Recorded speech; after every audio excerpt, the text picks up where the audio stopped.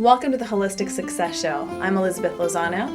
And my name is Dr. Robert Puff. And on this episode, we're going to be interviewing a quite amazing woman who is the top real estate agent in Beverly Hills, but she's also not only successful with that, but she also has a successful marriage of 39 years and also 3 wonderfully successful and amazing kids. And we're also going to have a couple episodes describing in detail what do you do to express your anger and not get out of control, because a lot of people fear that. Another part will be actually how can you scream and get well. It's amazing. And we're also going to be answering questions from our viewers. Our first question is going to be, how do you balance it all? How do you balance work, family, friends, and even taking care of yourself? And for a lot of the listeners, the last question is going to be on, what if I wake up in the middle of the night and I can't sleep? What do I do? Thank you, and we hope you enjoy our show. Thanks.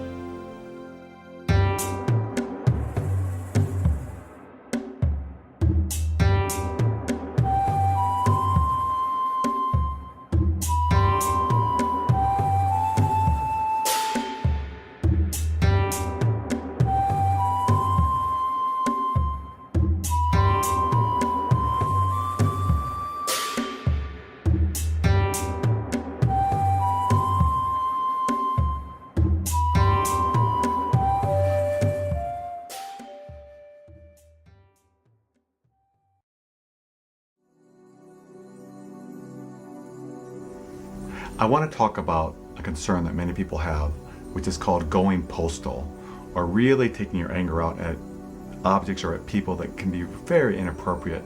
We see it on the news, we've seen the Columbine experience.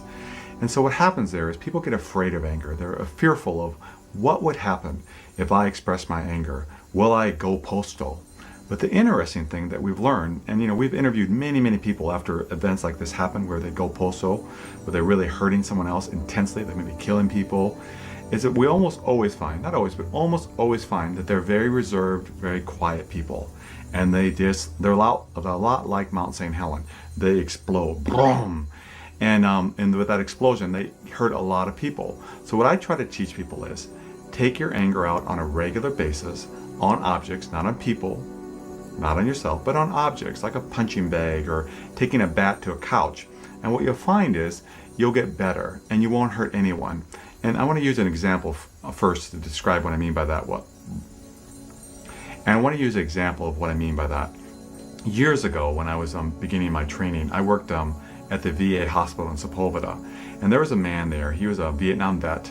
And he had all this anger inside of him, but he never expressed it because he was convinced if he expressed his anger, he would just go postal. So I ended up convincing him to we got a room, and I got a bed mattress, and I got him one of those soft bat things, and I held the mattress, and he just started wailing away on it.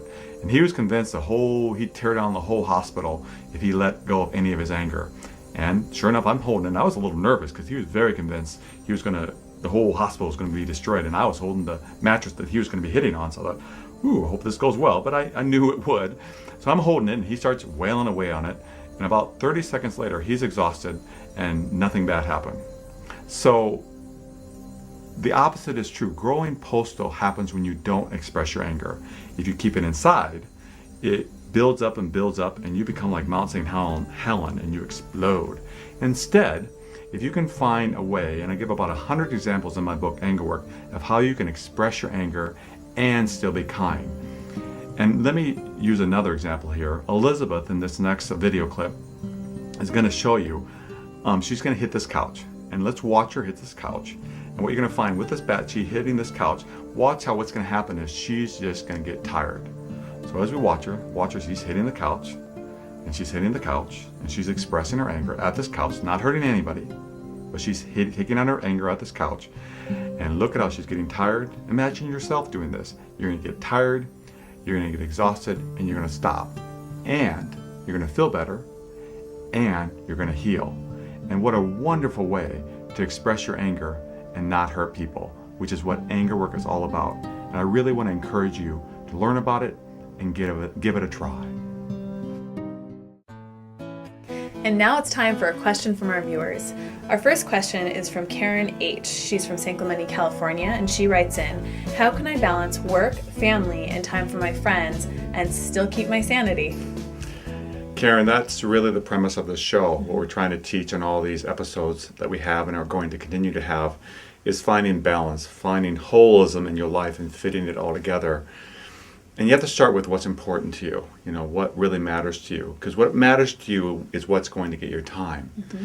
If what matters to you is your family, then you need to make that a priority. Then you make sure you're home in time to spend time with them and love them and enjoy them. But if your actions are saying I'm at work and you spend a lot more time at work than you're at home, which a lot of people do, right? So really, then you're really saying that work's more important than my family.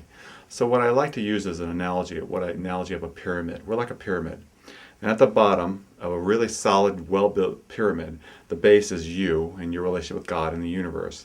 Next, and you taking care of yourself. Right, exactly. And next comes your relationship, your significant other, your partner, and that relationship, making that a priority.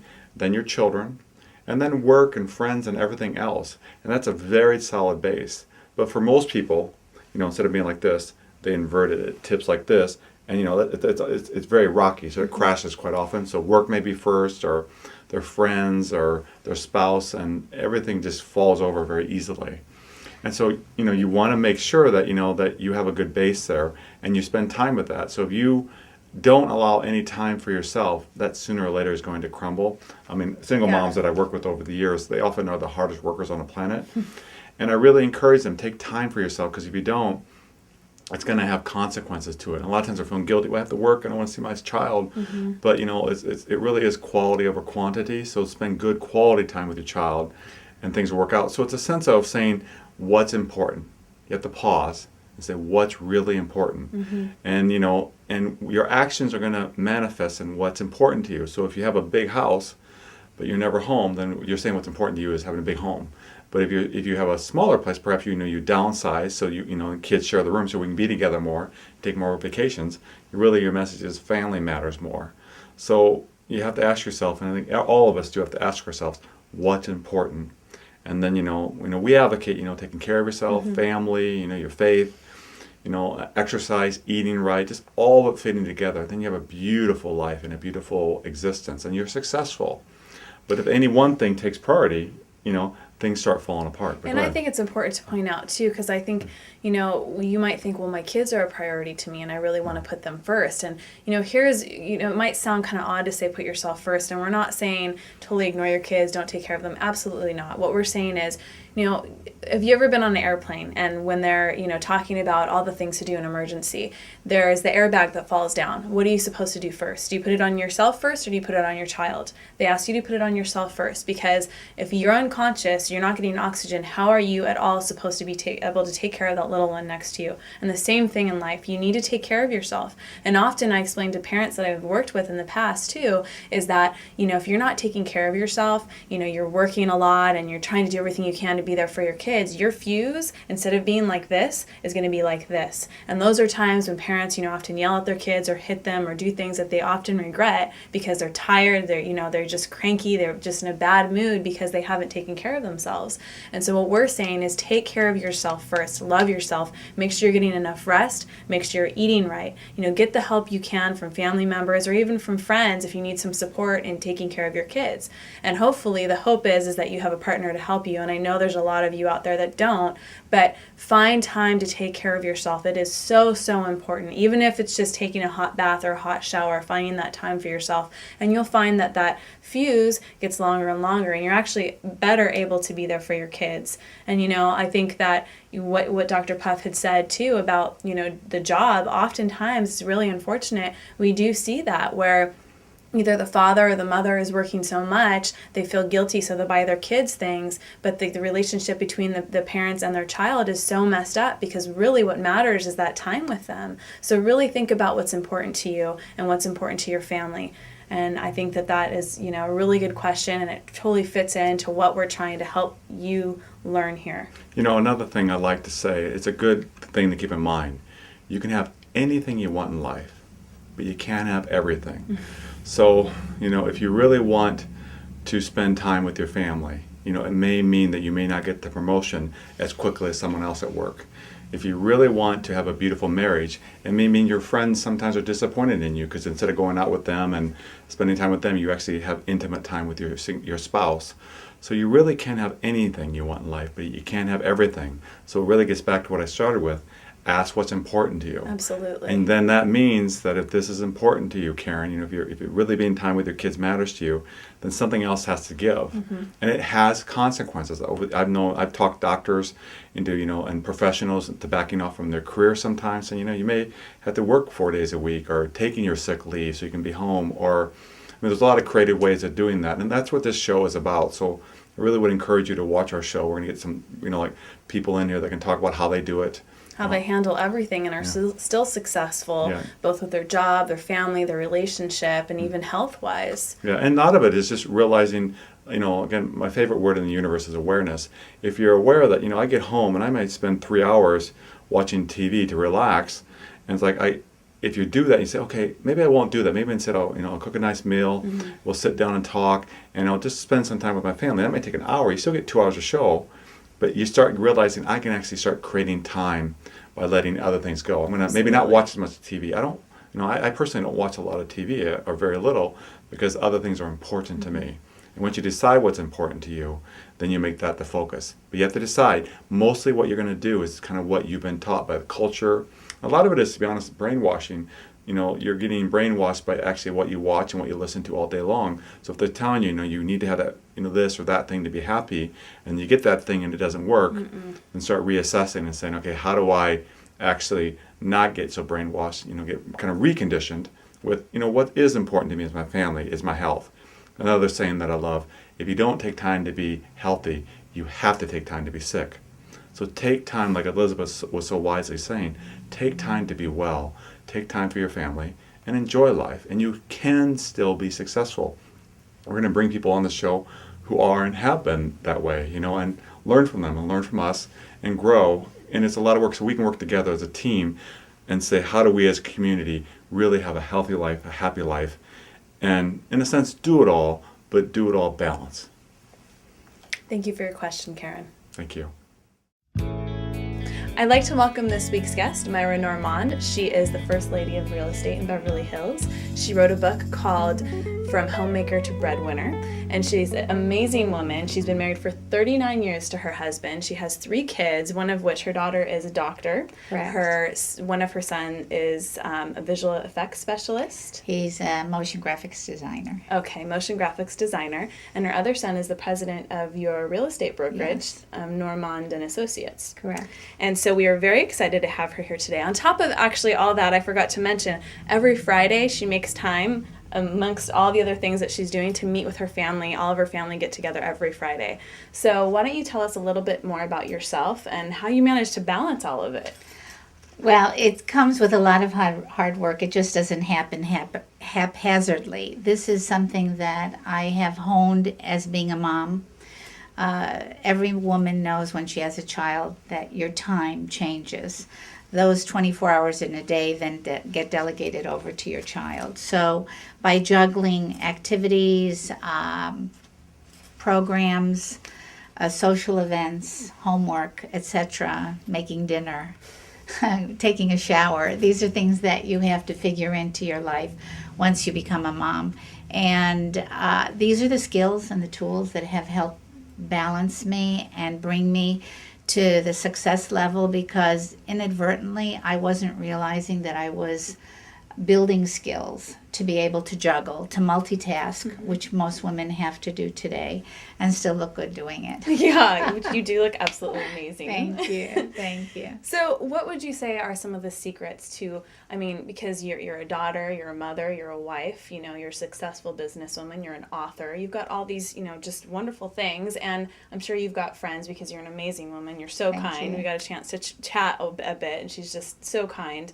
So how do you balance all of that? What are some suggestions that you might give somebody to have, a healthy life, yet still have time for their friends and still have time for their family and still have time for even their job, which of course, we need to make money. So Right. What's the balance there? The balance is, if I was to pick 1 or 2 words, I think the most important one is to be organized, to have a schedule. to find out when that inner voice speaks to you with the most clarity. I'm a morning person, so I get up early in the morning when the house is quiet. Every morning I get up, I have my coffee, I read the paper, and many times when the weather's permitting, I go out to my garden. I love nature and I love the earth. And I have vegetables and fruit trees and roses and flowers. Every season, my garden brings me a new surprise. And this, to me, connects me with the things that make me happy.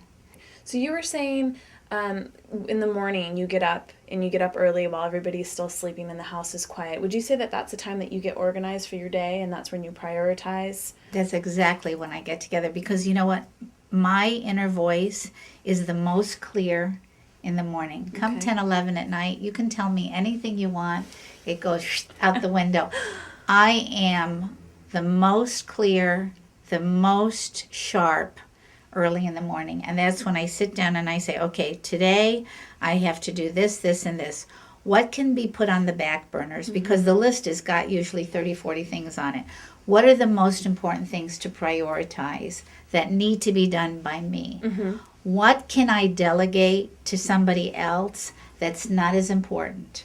My priority are my clients, but more importantly is my family. That's numero uno. That is where my priority is. Once I know that they're all in a good place, then I figure out what it is I have to do for my clients, who, by the way, have become my dearest friends and almost family. Oh, wow. They are people that once the transaction is completed, they call me and say, I miss your phone calls. I miss the constant conversation that goes on every day. We need to connect. We need to sit down and make a time to still get together. And that tells me my job not only has been well done, it's been more than well done, because these are people who still want to see me and want to continue the relationship, which is very sweet. Yeah, absolutely. Yeah. You're talking about, relationships, and as I mentioned in the beginning, you've been married for 39 years. So how does a couple stay together for 39 years? What do you think? I mean, I don't want to say the secret. There's tons of things that go into it. Right. So can you tell our viewers some of, what has kept you and your husband together through that many years? Because, the divorce rate is... trials and tribulations and good times and bad times. It's called compromise. It's called negotiation. It's called coming to the table and saying, well, what do we have to benefit to work this out? Obviously, we have 3 amazing kids. We have 2 gorgeous grandchildren. We have a very blessed life. Things don't always go your way. There are obstacles and roadblocks that come into every relationship. I think the fact that when I asked my husband on our way here, what is the characteristic or the strength in what part of my personality that would you say gets me through where I am today? And he said my persistence, not giving up. To me, divorce has never been an option. Okay? It's very easy to throw the towel down. And I don't care how good or how bad your marriage is, there will be times that you think you're at a dead end. And it's much easier to walk away. Yeah. The person that never gives up and always says, yes, I can. I think that, unfortunately, 1 out of 2 marriages today do end in divorce because people are not willing to compromise. But in general, the problems that we all face on a daily basis can be worked out. Persistent. If you're persistent and and you don't give up, Yeah. and you look at what benefits you have. And I'm a big proponent of writing on lists. What's the good that comes out of this and what's the bad? How much more good or how much more bad do we have in this situation? And if the good well outweighs the bad, then you go forward. And that's a very good point she makes. Make note of that. Right. What would you say is some of the keys that have made you so successful at what you're doing? Because you're, the first lady of Beverly Hills real estate. My goodness. So how did you manage to get there? What did you do? What are some just key things that it takes to be able to be at the top? I think the most important thing is that with my persistence and my drive and my passion, those are 3 key ingredients that go into my DNA. I feel that doing what I love, being with people who I enjoy, looking at homes in a neighborhood that I understand, being an expert in what I do, bringing to the table my knowledge and the respect and the fruits of my labor are so incredibly rich. It's not just about the money. It's about the respect. It's about the happiness I bring to somebody who says to me every time they see me, thank you, thank you, thank you. I love my house. You have fulfilled my dream. Without you, I wouldn't be where I am today. I wouldn't be living in this home. My kids wouldn't have what they have today. You guided me. You supported me. You listened to my concerns. You gave me the strength to make a decision where I wasn't quite sure. This to me is beyond monetary rewards. This is a gratification that speaks accolades about what it brings to the table to me. So again, knowledge, expertise, knowing what you're selling, knowing what the competition is doing, and you said passion, which I think is really and important. putting your heart and soul in it. Because I think a lot of times people will go after just the monetary, that I want to be rich and I want to, I'm going to do something that maybe I'm not happy about, Right. but it's I heard a saying once, do what you love and the money will follow. That's true. But I think it's not just, okay, well, I like, whatever, maybe I like staying on the couch all day. Well, that's not really going to make it happen. But I think the persistence that you talked about, Right. because it's easy for people to give up when they Right. hear, the negative. You and I were talking earlier and you talked about one of the things that you don't hear is the negative. When somebody says something negative, it somehow just goes over your head. Right. And I think that is really important. I think actually Dr. Puff once told me, don't listen to the people who failed, listen to the people who've succeeded. Right. And not to say that you can't learn from people's failures, Right. because they do learn, but sometimes people fail, they fall, and they say, oh, don't try that, don't go do that, because if you do that, you're not going to make it. And if you listen to that, forget you about need to listen to the positive, to know that one of the things I've always said in my book, if there's a storm, just know at the end of the storm there's going to be a rainbow. Why don't you tell us a little bit in closing about your book that you've written, From Homemaker to Breadwinner, and also an upcoming book that you're working on? I have been asked again and again. In fact, I went to an event yesterday for a new condominium project, and somebody who had read my book asked me when the next book was coming out. And I've been asked this again and again. And as anybody who's written a book knows, it's a lot of work, and it's a labor of love, but it's time intensive. And in my life right now, time is so crucially thin that I don't want to spread myself too thin. Very important. Listen to that right there. Yeah. So what I've been thinking is to write a book. I've already got the book's theme in my head, and it's going to be what is my soul, which is my family, and what has created me and made me what I think is a very rich person, which is the motherhood that I have brought to the family. The title of the book would probably be Motherhood, the Second Oldest Profession. Oh, that's a great title. And it will be about how to be what I believe is the most important, not profession, but the most important gift any woman can be, which is an incredible mother, role model, mentor for the future generations of the world, the earth. So, well, thank you so much for being on the thank show. you. It was my honor and pleasure. Me too. And I can't wait to read your new book when it comes out. okay, thank you. Thank you. I want to share with you one of my favorite forms of anger management. When you have anger inside of you, it is never appropriate to take your anger out on other people or take your anger out on yourself. But you do have another option. You can take your anger out on objects.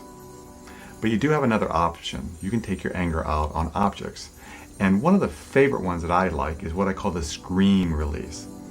And the first time I ever tried it, I was in therapy. It was years and years ago. And I was working through a lot of stuff that I needed to work through to heal, to be healthy. And I had never in my life screamed, just primal screamed out loud. And I remember I was driving in my car. I thought, I'm just going to try this. Because my therapist had kind of encouraged me, and I thought it would be a good way for me to just feel these deep feelings that I had inside. Because I had things to deal with, as I'm sure many of you do. Things that are bothering you. Maybe your, affair that your spouse had, many years ago, or you grew up in a trauma as a child, or maybe you lost your job. Whatever you're struggling with, this is an awesome way to get that feeling out and to feel better quickly, fast, and it's really healthy. The only caveat is, the only thing I want to warn you about is that you have to watch your voice. Because the first time I did this, I was in my car and I just let out a scream. And I remember it felt so great. So I did it several times. And the next day I could not say a word. I had completely lost my voice. So just be aware of that. If you're new to it, like I was the first time, like over 20 years ago, when I did it, it was like, okay, remember you may lose your voice, so be aware of that. So what I want you to do is watch this video clip of Elizabeth, and she's going to first show it with one pillow, and watch her screaming into the pillow, because it's an awesome way, as you're watching her, to do it. You can do it at home, you can do it in an office, and if people are around, you choose more, but first watch her do one, watch her scream.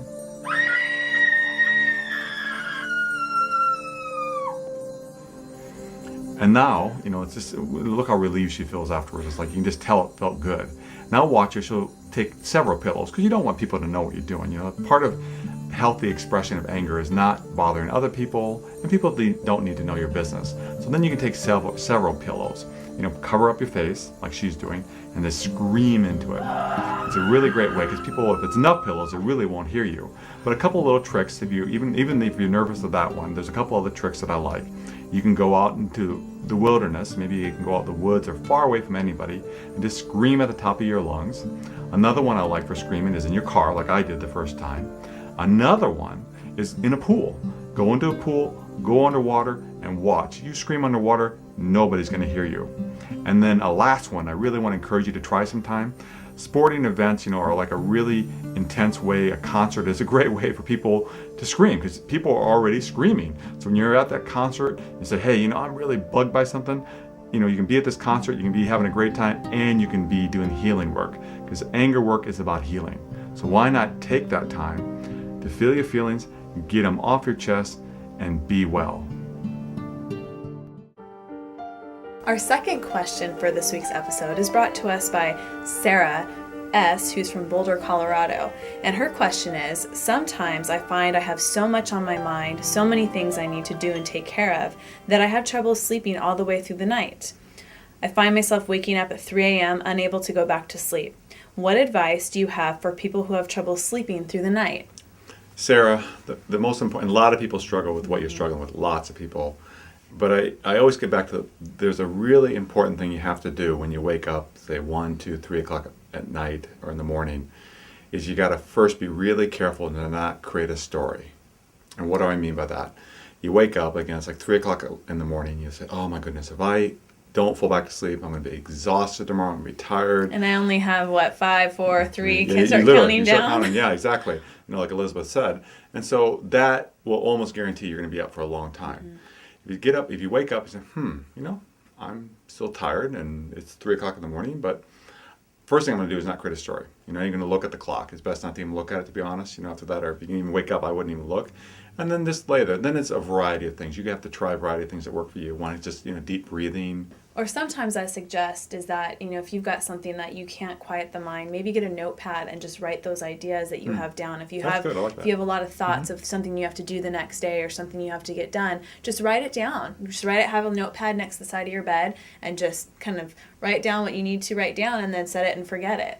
Yeah, and again, it's just, the biggest thing though is, Elizabeth, there's just so many things you can do.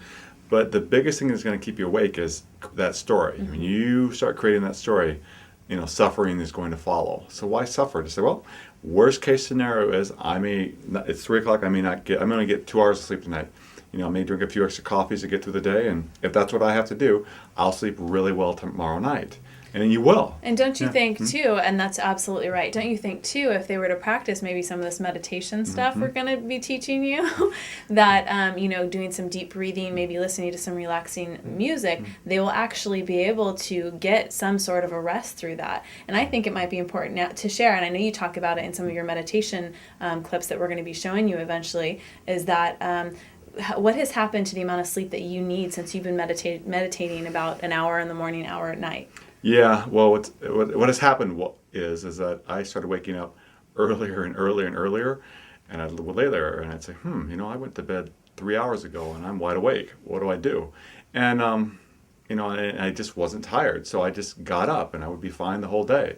Well, the next day I may sleep a little bit more at 6, but what I've found is my range now, and it took a little while to get used to it. His range now is about 3 to 6 hours a day, and so I think what the important message there is that if you're laying in bed and you're really trying, let's say we're doing what he had suggested, really don't follow those thoughts. Don't suppress the thoughts either, but just don't follow them. Don't create a story out of what's going on. Just really try and focus on maybe taking some deep breaths, listening to some relaxing music. Which reminds me too, another thing that really is helpful is, how children do really well. If any of you have children or have raised children do well with a ritual.